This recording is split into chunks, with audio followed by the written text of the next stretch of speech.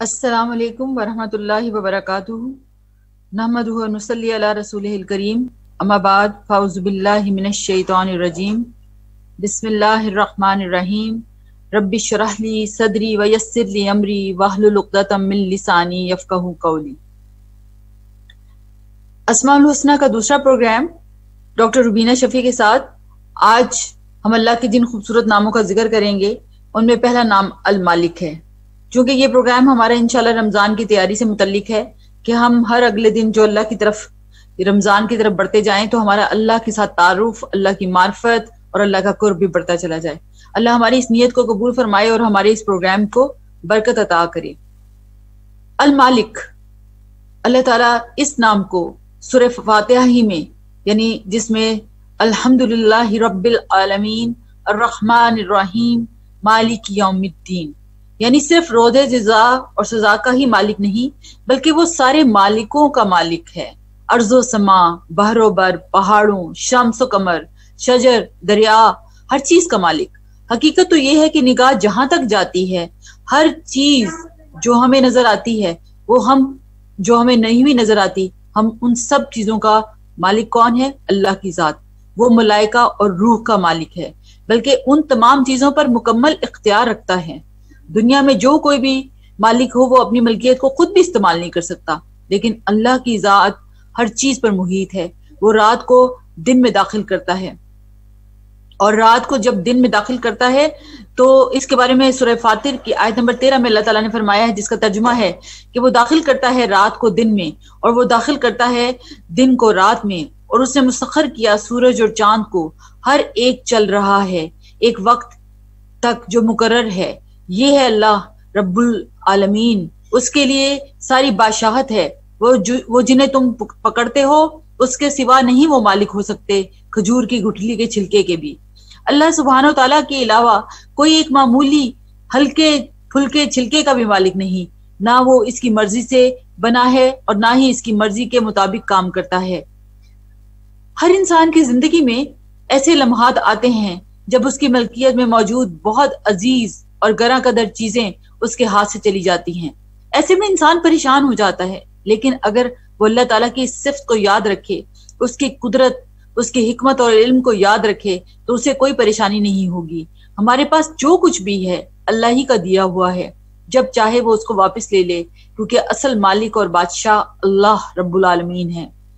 नबी अकरम सल्लल्लाहु अलैहि वसल्लम ने फरमाया, जान रखो कि अगर सारी उम्मत मिलकर भी तुम्हें फायदा पहुंचाना चाहे तो वो तुम्हें कामयाब कोई नफा नहीं दे सकती सिवाय इसके जो अल्लाह ने तुम्हारे लिए लिख दिया है, और सब मिलकर अगर तुम्हें नुकसान पहुंचाना चाहें तो वो तुम्हें कोई नुकसान नहीं दे सकते सिवाय उसके जो अल्लाह ने तुम्हारे मुकद्दर में लिख दिया है।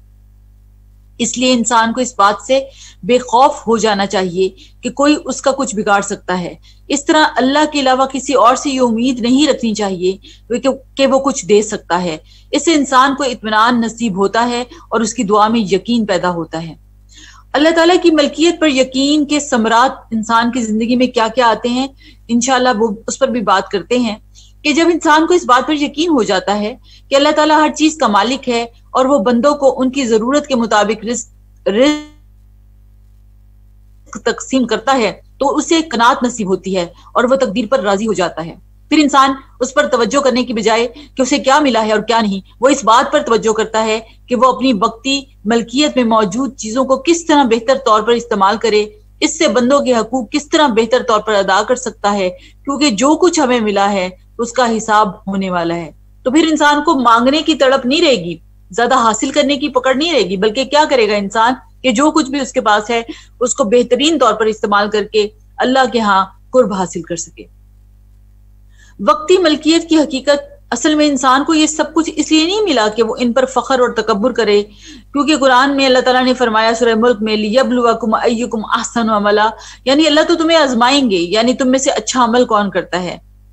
यानी आया कि हम अपने जिस्म, निगाहों, जुबान, अकल और समझ को उसकी मर्जी के मुताबिक इस्तेमाल करते हैं या उसकी नाफरमानी के मुताबिक। जो कुछ भी हमें मिला है उसका भी पूरा इख्तियार हमारे पास नहीं। मसलन ये नहीं कहा गया कि जैसे चाहो कमाओ, जहां चाहो खर्च करो, बल्कि एक तरफ बुखल से मना किया गया تو دوسری طرف اسراف سے، یہاں تک کہ مرتے وقت مال کی غلط وصیت سے بھی انسان اپنے آپ کو جنت سے محروم کر سکتا ہے۔ اس لیے انسان کو ہمیشہ یہ بات یاد رکھنی چاہیے کہ وہ آزاد اور خود مختار نہیں، بلکہ اس کا کوئی مالک ہے جس نے اسے پیدا کیا اور یہاں بھیجا ہے، اور جس کے پاس اسے پلٹ کر جانا ہے۔ لہٰذا ہمیں چاہیے کہ زندگی کا ایک ایک دن سوچ کر گزاریں۔ ہماری ملکیت میں جو کچھ بھی ہے اسے اللہ کی ملکیت سمجھیں۔ اگر اللہ کچھ دے تو اس پر شکر ادا کریں، اور اگر اللہ ان دی ہوئی چیزوں میں سے کچھ لے لے تو اس پر ناراض نہ ہوں، بلکہ اللہ کے فیصلوں کو خوشی سے قبول کر لیں۔ یہ ہے مالک۔ رب کو مالک مان کر ساری فکریں ختم ہو جاتی ہیں، ساری پریشانیاں ختم ہو جاتی ہیں۔ جو اللہ نے دیا ہے اس پر شکر کر کے دوسروں کے پاس جو ہے اس پر بھی انسان جو ہے پھر حسد اور کسی قسم کی دنیا کی ایسی جذبوں میں مبتلا نہیں ہوتا، بلکہ وہ اللہ کو اپنا اصل مالک سمجھتے ہوئے اپنے تعلقات میں پھر بہترین انسان بن جاتا ہے۔ اللہ کا خوبصورت نام الملک، اس کے بارے میں ارشاد باری تعالیٰ ہے سورہ مومنون میں، فتعالی اللہ الملک الحق لا الہ الا ہوا رب العرش الکریم، یعنی اللہ پس بالا اور برتر ہے، بادشاہ حقیقی، کوئی الہ اس کے سوا نہیں، مالک ہے عرش بزرگ کا۔ دنیا میں جتنے بھی امور اور جو کچھ بھی ہو رہا ہے وہ سب اس اکیلے کے حکم سے ہو رہا ہے۔ وہ ہر چیز سے آگاہ ہے، جس کو جو چاہتا ہے عطا کرتا ہے۔ اور آپ دیکھیں سورہ حشر کی آیت میں بھی جو آتا ہے، هو اللہ الذی لا الہ الا هو الملک، یعنی اللہ بادشاہ ہے۔ حضرت علی رضی اللہ عنہ سے روایت کرتے ہیں کہ نبی صلی اللہ علیہ وسلم جب نماز کے لیے کھڑے ہوتے تو آپ یوں آغاز کرتے، اللہم انت الملک لا الہ الا انت، اے اللہ تو ہی بادشاہ ہے، تیرے سوا کوئی معبود نہیں۔ سنن نبی داؤد کی روایت ہے یہ۔ وہی بادشاہ مطلق ہے، ہر چیز اس کے اختیار میں ہے، اس کی بادشاہت میں کوئی شریک نہیں۔ تبارک الذی بیدہ الملک وہو علی کل شیء قدیر، سورہ ملک کی آیت نمبر 1 میں، یعنی نہایت بزرگ و برتر ہے وہ جس کے ہاتھ میں کائنات کی سلطنت ہے اور وہ ہر چیز پر قدرت رکھتا ہے۔ اللہ سبحانہ و تعالیٰ نے اگر کسی کو کوئی اختیار اس دنیا میں دیا ہے تو وہ وقتی ہے، محدود ہے، اس کا حساب دینا ہے۔ اللہ کا ہاتھ بھرا ہوا ہے، دن رات دیتا ہے، جب سے زمین اور آسمان بنے ہیں وہ دیتا ہی چلا آیا ہے، لیکن یہ دنیا اس کے خزانوں میں کبھی بھی کوئی کمی واقع نہیں ہوگی۔ ہر چیز اس کے قبضہ قدرت میں ہے، اس کے اختیار میں ہے، لیکن ہم اس کے آگے پوری طرح نہیں جھکتے۔ ما قدر اللہ حق قدری ہی، یعنی ان لوگوں نے اللہ کی قدر ہی نہ پہچانی، یعنی ما قدرو، یعنی انسان قدر کرتا ہی نہیں اللہ کی جتنی کہ اللہ کی قدر کا حق ہے۔ اگر سب جن و انس مل کر بھی اللہ سبحانہ و تعالیٰ سے ایک ساتھ مانگے، اللہ ان کو وہ سب دے دے جو انہوں نے مانگا، تو بھی اللہ کے خزانوں میں کوئی کمی نہیں ہوگی، اور اتنی کمی ہوگی جتنی کہ ایک سمندر میں سوئی ڈالی جائے اور اس پہ جو پانی لگا ہو۔ یعنی اللہ کی بادشاہت اتنی بڑی ہے، اللہ کے پاس جو کچھ بھی اللہ تعالیٰ ہمیں دے دے ہماری دعاؤں پر، تاکہ کائنات کی جو چیزیں بھی ہم مانگے تو بھی اللہ کی بادشاہت میں کوئی کمی نہیں ہوتی۔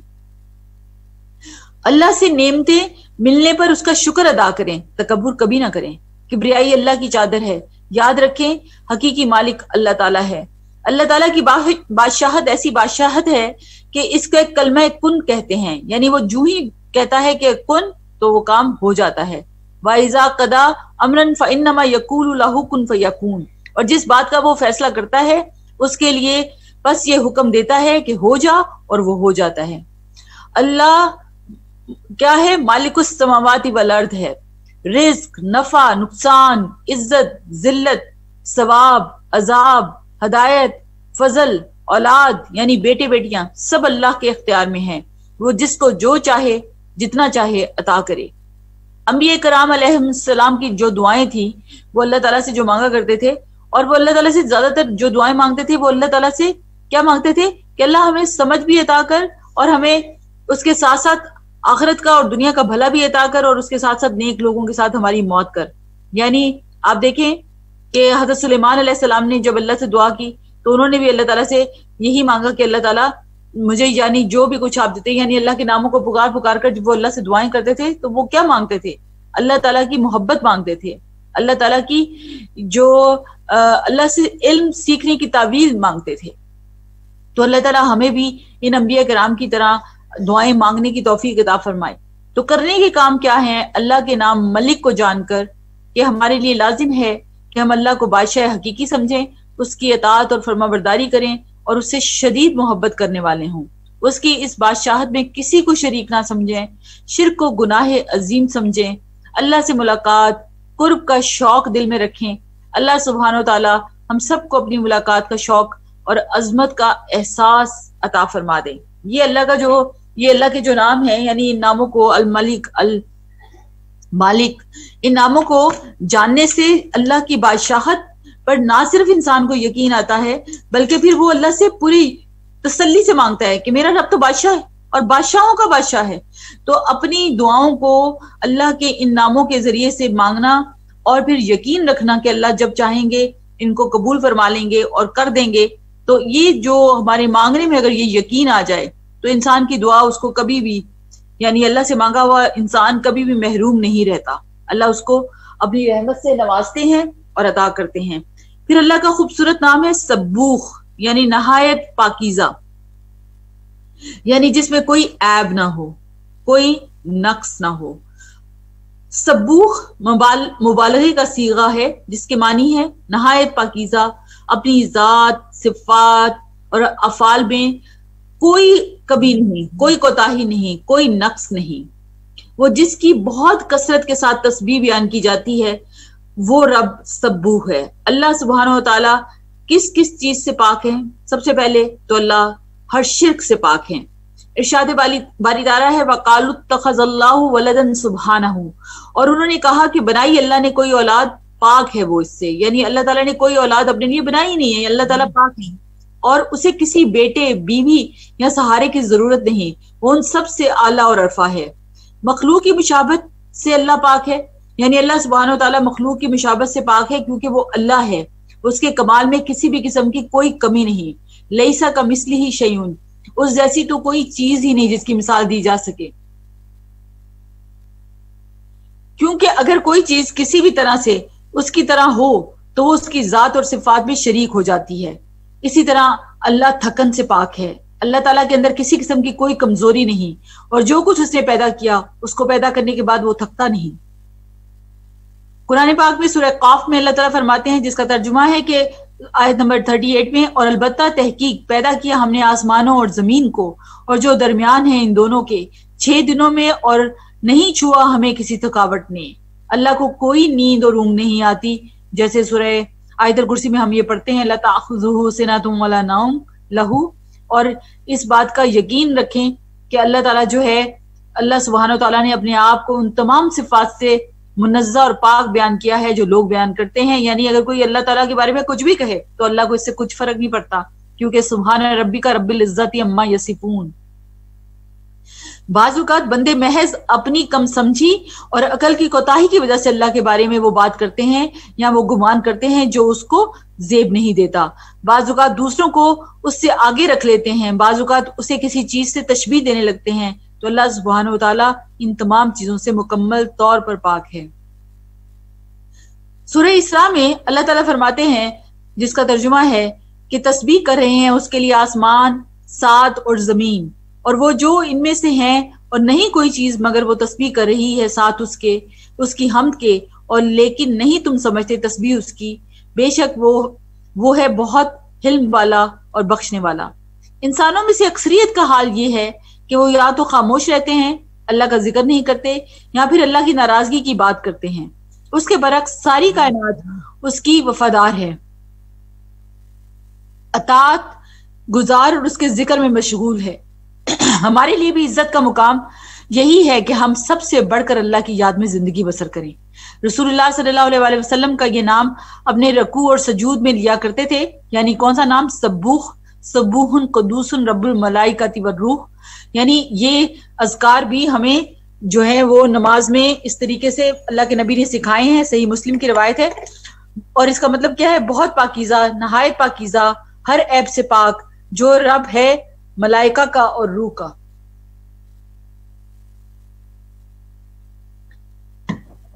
تسبیح کے فوائد کیا ہیں؟ تسبیح کرنا گناہوں کی معافی کا ذریعہ ہے۔ اللہ سبحانہ و تعالیٰ کی تسبیح کے بعد جو دعائیں کی جاتی ہیں وہ قبول ہوتی ہیں۔ تسبیح کے کلمات اپنے کہنے والے کا اللہ کے ہاں ذکر کرتے ہیں۔ تسبیح انسان کے جسم میں موجود جوڑوں کا صدقہ ہے، ہر پریشانی، تکلیف اور دشمن کے شر سے بچانے کا ذریعہ ہے۔ ہر تسبیح کے بدلے جنت میں ایک درخت لگایا جاتا ہے، سبحان اللہ۔ اور تسبیح نہ کرنے کے نقصان کیا ہیں؟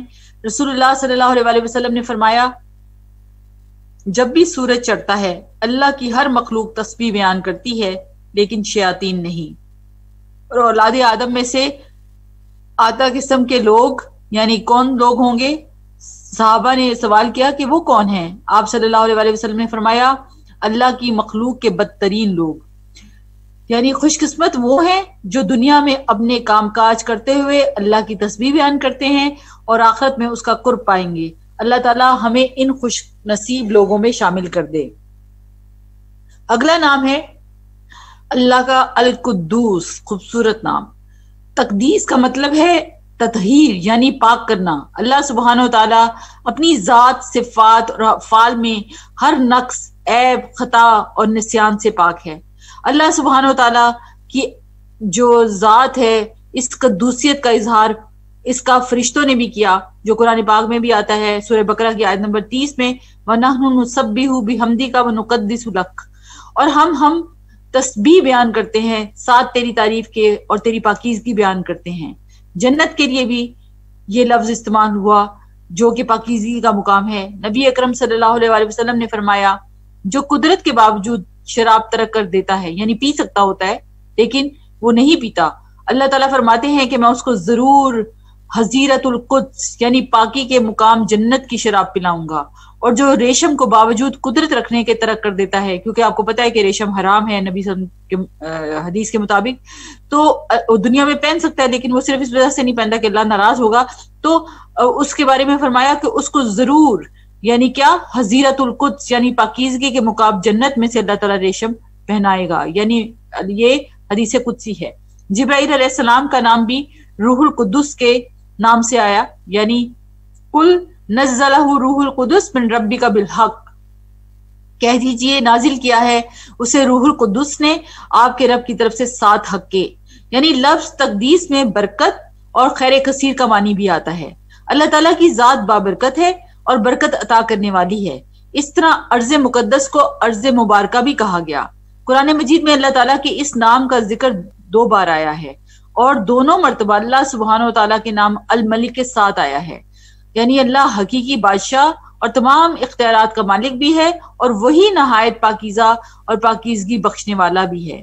انسان اپنی فطرت میں خیر پسند ہے، وہ اپنی ذات میں اس بات کا تقاضا کرتا ہے کہ کسی ایسی ہستی کو جانے جو ہر عیب سے پاک ہو، پرفیکشن کی تلاش میں ہوتا ہے اور بندوں کے اندر یہ صفات ڈھونڈتا ہے، لیکن در حقیقت یہ ساری صفات تو اللہ سبحانہ و تعالیٰ کے اندر ہیں۔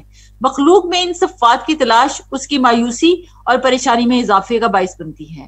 اللہ سبحانہ و تعالیٰ ہر طرح کے ظلم سے پاک ہے۔ ارشاد باری تعالیٰ ہے، سورہ یونس کی آیت نمبر 44 کا ترجمہ ہے، بلا شبہ اللہ تعالیٰ کسی پر ظلم نہیں کرتا لیکن لوگ خود اپنی جانوں پر ظلم کرتے ہیں، یعنی کسی پر ظلم کرنا بہت بڑا عیب ہے اور اللہ تعالیٰ اس عیب سے پاک ہے۔ اللہ تعالیٰ بھول چوک سے پاک ہے، اللہ کو کوئی چیز نہیں بھولتی۔ سورہ طٰہٰ میں آتا ہے، میرا رب نہ تھکتا ہے اور نہ بھولتا ہے، نہ بھٹکتا ہے نہ بھولتا ہے۔ اس لیے بندے کو ہمیشہ اس پر اعتماد کرنا چاہیے۔ اگر اسے اپنی دعا بظاہر قبول ہوتی نظر نہ بھی آئے تو اس کو اپنے رب کو پہ بھروسہ کرنا چاہیے کہ اس کے رب کو کچھ نہیں بھولتا، بلکہ وہ ضرور اس کا بدلہ عطا کرے گا۔ اللہ تعالیٰ ہر طرح کے جھوٹ سے پاک ہے، اور قرآن پاک میں جیسے سورہ نساء آیت نمبر 87 میں وَمَنْ أَصْدَقُ مِنَ اللَّهِ حَدِيثًا، یعنی اللہ کی بات سے سچ بات کس کی ہو سکتی ہے، یعنی اللہ نے اگر کسی بات پر اجر کا وعدہ کیا ہے تو وہ ضرور اجر عطا کرے گا، یعنی اللہ کے وعدے سچے ہیں۔ اللہ سبحانہ و تعالیٰ کی جو پاکیزگی ہے، یعنی کہ پاکی بیان کرتا ہے جو اللہ تعالیٰ کی، اللہ سبحانہ و تعالیٰ اس کو پاک کرتا ہے۔ ابو برزہ اسلمی رضی اللہ عنہ فرماتے ہیں کہ رسول اللہ صلی اللہ علیہ وسلم اپنے آخری ایام میں جب کسی مجلس میں اس سے اٹھتے تو آپ کیا کلمات پڑھتے تھے؟ سبحانک اللہم و بحمدک اشہد ان لا الہ الا انت استغفرک و اتوب الیک۔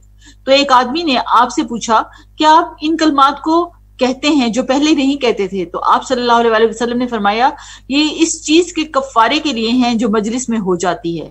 تو ویسے ہمیں ذرا غور کرنا چاہیے کہ ہم آج اس پینڈیمک کے دور میں ذرا غور کریں کہ ہم باتیں کیا کرتے ہیں اور کیا ہم اپنی اپنی گیدرنگز، اپنی باتوں کے بعد یہ دعا پڑھتے ہیں؟ اللہ کے نبی صلی اللہ علیہ وسلم سے پاک کون تھا؟ یعنی انہوں نے دنیا میں جس طرح سے زندگی گزاری اور جس طرح اللہ تعالیٰ نے ان کو محبوب اور کس طرح اللہ تعالیٰ نے خاتم النبیین بنایا، آپ صلی اللہ علیہ وسلم یہ دعا اپنی مجلس کے آخر پہ پڑھتے کہ کفارہ ادا ہو جائے۔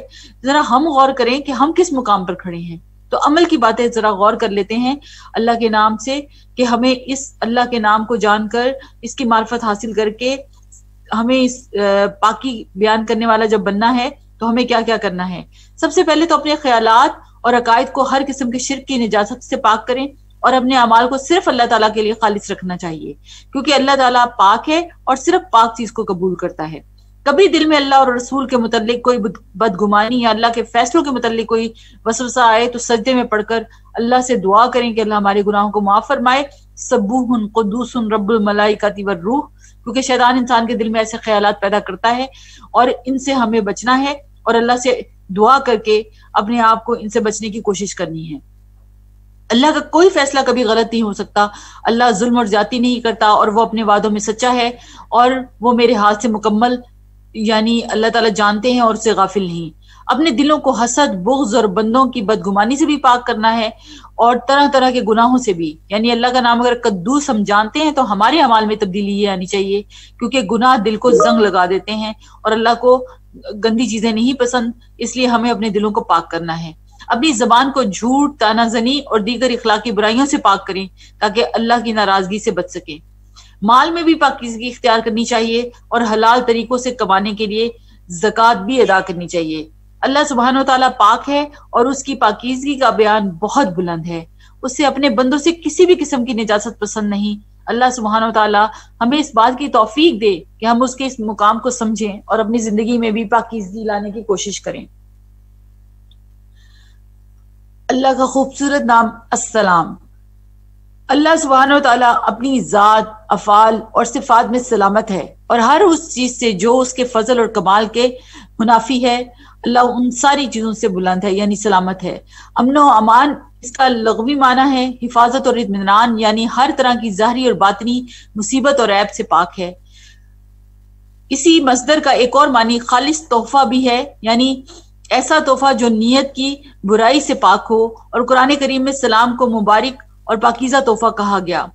اللہ تعالیٰ قرآن پاک میں فرماتے ہیں، وہ اللہ ہی ہے جو نہیں کوئی الہ مگر وہی ہے جو بادشاہ ہے، نہایت پاک ہے، سلامتی والا ہے، اور امن والا، دینے والا، نگہبان ہے، سب پر غالب ہے، اور زبردست، زور آور اور بے حد یعنی بڑائی والا ہے، پاک ہے اللہ اس سے جو وہ شریک ٹھہراتے ہیں۔ سورہ حشر کی آیت نمبر 23 ہے۔ اللہ سبحانہ و تعالیٰ خود بھی سلامت ہے اور سلامتی دینے والا بھی ہے، جیسے کہ فرض نماز کے بعد ہم جو دعا پڑھتے ہیں، اللہم انت السلام و منک السلام۔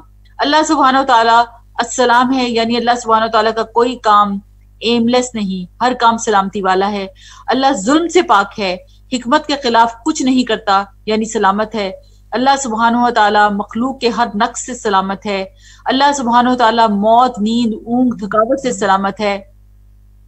اللہ سبحانہ و تعالیٰ علم میں ہر طرح کے نقص سے پاک ہے، کوئی چیز ذرا برابر بھی اوجھل نہیں۔ اللہ سبحانہ و تعالیٰ کا گھر سلامتی والا ہے۔ ہمارا دین، دین اسلام، اللہ سبحانہ و تعالیٰ نے ہمارے لیے جو دین پسند کیا اس کا نام بھی اسلام رکھا۔ وَرَضِيتُ لَكُمُ الْإِسْلَامَ دِينًا، جو شخص بھی اسلام قبول کرتا ہے وہ در حقیقت سلامتی میں آ جاتا ہے۔ دین اسلام کے احکامات بظاہر نفس پر مشکل لگتے ہیں، لیکن وہ ہماری آخرت کی سلامتی کا پیغام ہے، کیونکہ جو شخص ان احکامات کی پابندی کرتا ہے وہ موت کے وقت قبر میں اور قبر سے اٹھنے کے بعد بھی سلامتی میں رہے گا۔ اللہ سے ہی سلامتی اور عافیت کی امید اور توقع کی جا سکتی ہے، کیونکہ وہی اپنے بندوں کو ہر طرح کے خوف سے سلامتی عطا کرتا ہے۔ دنیا میں وہ انسان کی نافرمانیوں کے باوجود اسے سلامت رکھے ہوئے ہے، آخرت میں وہ اپنے مومن بندوں کو عذاب اور سزا سے محفوظ رکھے گا۔ اللہ سبحانہ و تعالیٰ کا یہ نام اور صفت ہم سے تقاضا کرتی ہے کہ ہر مشکل اور خوف میں اللہ سبحانہ و تعالیٰ سے سلامتی مانگیں۔ اس نام کو جاننے کے بعد ہمارے کام کیا ہونے چاہیے کہ سب کے لیے سلامتی والے بن جائیں، زبان سے لوگوں کو محفوظ رکھیں، دوسروں کو اذیت نہ دیں۔ اللہ سبحانہ و تعالیٰ سے دعا ہے کہ وہ ہمیں ہر معاملے میں اپنی طرف رجوع کرنے والا بنائیں اور سلامتی دینے والا بنائیں۔ اللہ کا اگلا خوبصورت نام المومن، امن دینے والا۔ اللہ المومن وہ ذات ہے جو لوگوں کو امن دیتا ہے، جو بھی اس پر ایمان لائے گا اس کو اپنے عذاب سے امن میں رکھے گا، ہر ایک کو وہی دے گا جس کا وہ مستحق ہے۔ مومن کے 4 معنی ہیں: امن دینے والا، ظلم سے بچانے والا، تصدیق کرنے والا، وعدوں کو پورا کرنے والا۔ اللہ سبحانہ و تعالی اندرونی اور بیرونی خوف سے امن دینے والا ہے، اپنے بندوں کو دنیا اور آخرت میں خاص طور پر مومنوں کو امن دینے والا ہے۔ امن کا منبع ہے اور سورس اللہ سبحانہ و تعالیٰ کی طرف سے، سب امن اسی کی طرف سے ہے، اس کے علاوہ کوئی امن دینے والا نہیں ہے۔ اور یہ ہم دیکھ رہے ہیں کہ آج سائنس کی جتنی بھی ترقی ہو چکی تھی سب زیرو ہو گئی۔ ایک انویزیبل چیز سے، ایک ایسے وائرس سے کوئی بچا نہیں سکتا، امن نہیں دے سکتا جب تک ہمارا رب نہ چاہے۔ تو کیوں نہ ہم اپنے رب کو راضی کر لیں۔ اللہ تعالیٰ فرماتا ہے مجھے میری عزت کی قسم میں اپنے بندے میں 2 امن اور 2 خوف جمع نہیں کرتا۔ اگر میرا بندہ دنیا میں مجھ سے امن میں رہا، یعنی مجھ سے ڈر کر نہیں رہا، تو آخرت میں اس کو خوف دلاؤں گا، اور جو دنیا میں مجھ سے ڈر کر رہا تو اللہ تعالیٰ اس کو آخرت میں امن میں رکھیں گے۔ اللہ سبحانہ و تعالیٰ مظلوم کو ظالم کے ظلم سے پناہ دینے والا ہے، اپنے بندوں کو حادثات سے محفوظ رکھنے والا ہے، باوجود انسانوں کی نافرمانیوں کے ان کو ان کی حفاظت کرتا ہے۔ اللہ سبحانہ و تعالیٰ تصدیق کرنے والا ہے۔ اللہ سبحانہ و تعالیٰ جو فرماتا ہے سچ فرماتا ہے، وہ اپنے دنیا اور آخرت کے وعدوں کو پورا کرتا ہے۔ اہل ایمان سے اللہ کا وعدہ ہے کہ اگر وہ ایمان لا کر نیک عمل کریں تو وہ انہیں جنت کے باغات میں داخل کرے گا۔ اگر ہم اللہ کا نام المومن سمجھ گئے ہیں تو ہمارے کرنے کے کام کیا ہیں کہ اگر ہم چاہتے ہیں کہ دنیا اور آخرت میں امن سے رہیں تو اللہ کی اطاعت گزار اور فرما بردار بندے بن کر رہیں، اللہ کی مدد پر یقین رکھیں، صحیح معنوں میں توحید کا اقرار کریں، جب دعا کریں تو پورے یقین اور توکل کے ساتھ کریں، اس بات کا یقین رکھیں کہ وہ المومن ہے، امن دینے والا، سچائی کی تصدیق کرنے والا۔ ہم ایک قدم اس کی طرف بڑھاتے ہیں تو وہ 10 قدم ہماری طرف چل کر آتا ہے۔ اے امن دینے والے، تو ہم سب کو امن عطا فرما، دل کا اضطراب اور خوف دور فرما۔ اے اللہ، ہمیں اپنی اطاعت کی توفیق دے اور ان کاموں کی توفیق عطا فرما جو امن کو لے کر آتے ہیں، آمین۔ اگلا پیارا نام المحیمن، بہت خوبصورت نام۔ المحیمن کا لفظ ہیمن سے نکلا ہے جس کا مطلب ہے حفاظت کرنا، نگرانی کرنا، اس لیے المحیمن کو عربی میں الرقیب، الحفیظ، الامین اور الشہید سے بھی تعبیر کیا جاتا ہے۔ قرآن مجید میں اللہ تعالیٰ نے فرمایا ان اللہ کان علیکم رقیبا، بے شک اللہ تعالیٰ ہمیشہ تم پر پورا نگہبان ہے۔ انسانوں، جنوں اور ملائکہ میں سے کوئی بھی مخلوق ایسی نہیں کہ جو کائنات کے تمام معاملات میں پوری طرح نگہبان ہو۔ اس کے برعکس اللہ سبحانہ و تعالیٰ تمام معاملات کے ظاہر اور باطن میں نہ صرف کامل علم رکھتا ہے بلکہ اس کی قدرت بھی رکھتا ہے۔ اللہ تعالیٰ بندے کے دلوں کے حالات اور غم سے بھی خوب واقف ہے۔ اللہ تعالیٰ بندے کے قولی عبادات اور ذکر کو بھی شمار کرتا ہے۔ المحیمن کا ایک مطلب حفاظت کرنے والا بھی ہے، بے شک وہ اپنی مخلوقات کی تمام ضروریات کی حفاظت کرنے والا ہے۔ المحیمن کا مطلب امن دینے والا بھی ہے۔ المحیمن کا مطلب الشاہد یعنی گواہ ہونا بھی ہے۔ بندوں سے جو بھی کوئی قول اور فعل سرزد ہوتا ہے اللہ اس پر پوری طرح گواہ ہے۔ اللہ تعالیٰ سورہ یونس کی آیت نمبر 61 میں فرماتے ہیں کہ اے نبی، یعنی تم جس حال میں بھی ہوئے ہو اور قرآن میں سے جو کچھ بھی یعنی کیا کرتے ہو سناتے ہو، اور لوگوں تم بھی جو کچھ کرتے ہو ان سب کے دوران میں ہم تم کو دیکھتے رہتے ہیں۔ یعنی اللہ تعالیٰ اس وقت بھی ہمیں ایک ایکشنز کو دیکھ رہے ہوتے ہیں۔ اللہ کو سب پتا ہے۔ قیامت کے دن سارے اعمال سامنے لائے جائیں گے، اچھے برے جو بھی ہم کرتے ہیں سب کے سب اعمال لائے جائیں گے۔ انسان جھٹلا نہیں سکے گا کیونکہ اللہ تعالیٰ خود شاہد ہوں گے۔ المحیمن کسی کے ثواب میں کوئی کمی نہیں کرے گا، چاہے وہ کتنا ہی زیادہ کیوں نہ ہو۔ اگرچہ آپ صلی اللہ علیہ وسلم نے المحیمن کے لفظ کے ساتھ دعا نہیں کی، لیکن مختلف مواقع پر آپ صلی اللہ علیہ وسلم نے اپنے آپ کو، اپنے سارے معاملات کو اللہ کے حوالے کیا۔ اللہ کی اس صفت کو پہچاننے کے بعد ہماری زندگی میں کیا عمل ہونے چاہیے کہ اس بات کا یقین ہونا چاہیے کہ ہم ہر وقت اللہ کی نگاہ میں ہیں، ہمارے ہر عمل کو دیکھا جا رہا ہے۔ ہمارے دل میں یہ احساس رہے کہ ہمارا رب ہماری حفاظت کرنے والا ہے، نگہبان ہے۔ میں اپنا سب کچھ اس کے سپرد کرتا ہوں۔ اللہ کی نگرانی کا احساس ہمیں مزید اچھے کاموں پر ابھارے، ہماری عبادات مزید درست طریقوں پر ہونے لگ جائیں۔ اللہ تعالیٰ سے ہماری دعا ہے کہ وہ ہمیں اپنی اس صفت پر پورا یقین کرنے کی توفیق عطا فرمائے تاکہ ہماری زندگی بہت خوبصورت ہو جائے اور اللہ تعالیٰ ہمیں بعمل کر دیں۔ آج کا آخری نام العزیز، خوبصورت نام۔ العزیز کا مطلب ہے عزت والا، غلبے اور قوت والا، وہ جس پر کوئی غالب نہ آ سکے۔ الشدید، القوی، وہ ذات اس کے جیسا کوئی اور نہیں، وہ جو کچھ کرنا چاہے اسے کوئی روک نہیں سکتا۔ قرآن مجید میں اللہ سبحانہ و تعالیٰ کی یہ صفت دیگر صفات کے ساتھ بھی آتی ہے۔ العزیز الحکیم، عزت والا اور حکمت والا، یعنی اس کی قوت اور غلبہ جو ہے وہ ہمیشہ کے لیے ہے۔ العزیز الرحیم، ایک طرف وہ زبردست ہے اور ساتھ ہی وہ رحم کرنے والا بھی ہے۔ العزیز الغفار، وہ بہت زبردست بھی ہے اور ساتھ ساتھ بخشنے والا بھی ہے، بہت بخشش کرنے والا۔ عزت ساری کی ساری اللہ کے لیے ہے۔ من کان یرید العزت فللہ العزت جمیعا، یعنی اللہ کے پاس ہے ساری عزت۔ جو کوئی بھی عزت چاہتا ہے تو اللہ ہی کے لیے عزت ساری کی ساری اللہ کی ہے۔ سورہ فاتر آیت نمبر 10 میں اللہ تعالیٰ فرماتے ہیں اللہ سبحانہ و تعالیٰ ہی عزت دینے والا ہے۔ نبی اکرم صلی اللہ علیہ وسلم نے فرمایا کہ جو کوئی عزت نہیں دے سکتا جس سے تو دشمنی رکھے، یعنی اور کوئی عزت نہیں دے سکتا جس سے تو دشمنی رکھے، یعنی اللہ سبحانہ و تعالیٰ عزت والا ہے اور عزت دینے والا بھی ہے۔ انسان کی اصل عزت اللہ کی اطاعت اور تقوی میں ہے۔ تو عمل کی بات کیا نکلی اللہ کے اس نام سے کہ ہمارا اس بات پر پکا یقین اور ایمان ہو کہ ہم عزت ساری کی ساری اللہ کے لیے ہے، وہ جس کو جتنی چاہے عطا کرے۔ اس لیے جب انسان اس بات پر پریشان ہو کہ لوگ اس کی قدردانی نہیں کرتے یا کوئی اس کی عزت نہیں کرتا تو کوئی اور عزت نہیں دینے والا، اصل عزت تو اللہ کے پاس ہے۔ اس لیے لوگوں کے سامنے رونے دھونے کی بجائے انسان اپنے رب سے دعا کرے اور اس سے اپنے رب کو راضی کرے۔ اللہ نے جن لوگوں کو عزت دی ہے انسان بھی ان کی عزت کرے۔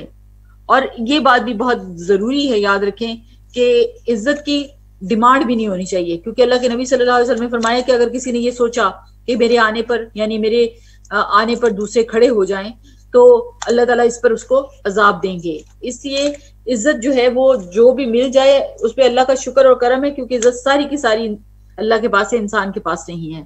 انسان کے اپنے عمل پر بھی اللہ کی قوت کا، یعنی اللہ کی ان صفات کا جو ہے تاثر نظر آنا چاہیے۔ یعنی جتنا ہم اللہ کے ناموں کو جانتے جائیں ہماری پرسنالٹی پوری کی پوری اس کے مطابق ریفلیکٹ کرے، ہمارا اس بات پر یقین ہو کہ عزت اللہ کے پاس ہے، اس لیے بندوں سے شکوے شکایات نہیں کرنے بلکہ اللہ ہی کی طرف راغب ہونا ہے۔ اور اگر انسان کو لگے کہ میری کسی نے انسلٹ کر دی ہے تو وہ فوراً انسان اللہ کا ذکر کرے اور کوئی اچھا کام کرے، لوگوں کی بری چالوں کا معاملہ اللہ پر چھوڑ دے۔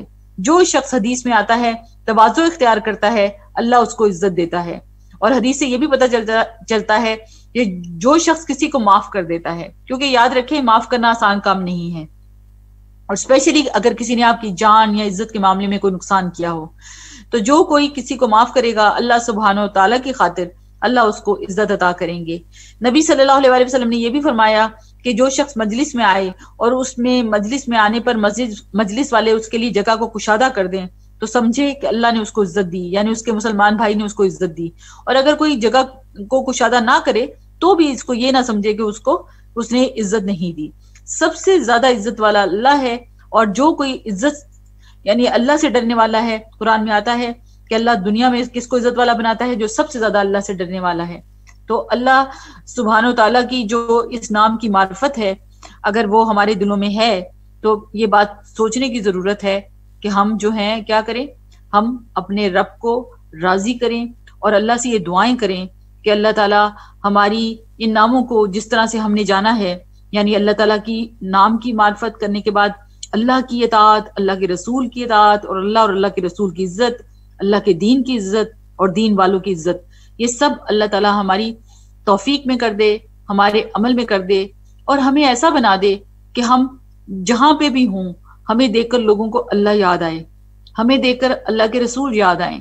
اللہ تعالیٰ ہماری اخلاق اور معاملات کو ان ناموں کی معرفت میں اس بار جب ہم رمضان میں جائیں تو ہمارے بیہیویئرز اس طرح کے ہوں کہ ہمارے یہ جو اللہ کے سارے نام جو ہم ان پروگرامز کے ذریعے سے کر رہے ہیں کہ تاکہ رمضان کی ہر دن ہماری تیاری ہوتی جائے اور ایک ایک نام کو لے کر اس نام کے اوپر یقین اور اس نام کے ذریعے اللہ سے دعائیں اور اس کے ساتھ ساتھ اپنے عمل میں بہتری کرتے جائیں، تاکہ جب ہم قیامت کے دن اللہ کے سامنے جائیں تو اللہ تعالیٰ کہ ہاں ہمارا یہ 2021 کا جو رمضان ہے وہ اتنا مبرور اور مقبول ہو جائے کہ ہم سب کی مغفرت ہو جائے، اور ہماری دنیا بھی اللہ تعالیٰ امن والی کر دے اور ہماری پریشانیاں دور فرما دے، سوائے اپنی عزت اور اپنے ڈر کے اور اپنے تقویٰ کے ہمیں کسی اور چیز کا خوف اور ڈر نہ رہے، اور جب ہم اللہ کے حضور حاضر ہوں تو اللہ ہم سے پورے طرح سے راضی ہوں، اور نبی صلی اللہ علیہ وآلہ وسلم جو ہیں وہ ہمارے نبی ہوں، اور اللہ ہمیں ان کے ہاتھ سے حوض کوثر کا پانی پلوا دے۔ اللہ تعالیٰ ہماری ان کوششوں کو قبول فرمائے، اور اللہ تعالیٰ ہمیں سچا اور پکا مومن اور امتی بنائے، ہماری غلطیوں کو معاف فرمائے، اور ہمیں اپنے ناموں کے ساتھ ان صفات کے ساتھ رمضان میں داخل کرے، اور ان ناموں کی ذریعے سے اللہ ہماری دعاؤں کو قبول فرما لے۔ سبحانک اللہم و بحمدک، اشہد ان لا الہ الا انت، استغفرک و اتوب الیک۔ السلام علیکم ورحمۃ اللہ وبرکاتہ۔